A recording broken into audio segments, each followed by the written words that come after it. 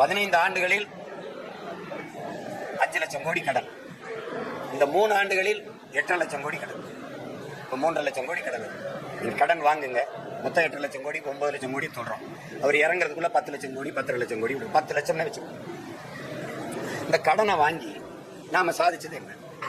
போக்குவரத்து சிறப்பாக கொடுத்துட்டேன், சாலை போடுதல் பராமரித்தல் சிறப்பு, மழை நீர் கழிவு நீர் வழிந்து ஓட காவாயிருக்கு, ஒரு சொட்டு தண்ணீர் தேங்காது, நாடெங்கிலும் நீர்த்தேக்கங்களை உருவாக்கி நீரின் தேவையில நான் தண்ணீரை அடைஞ்சிட்டேன், தடையற்ற மின்சாரத்தை நாட்டின் குடிகளுக்கு கொடுத்துட்டேன், அரசு பள்ளி கல்லூரிகளின் தரத்தை உயர்த்திட்டேன், இப்படி ஏதாவது மருத்துவத்தை ஆக சிறந்த மருத்துவத்தை நான் உயர்த்திட்டேன்.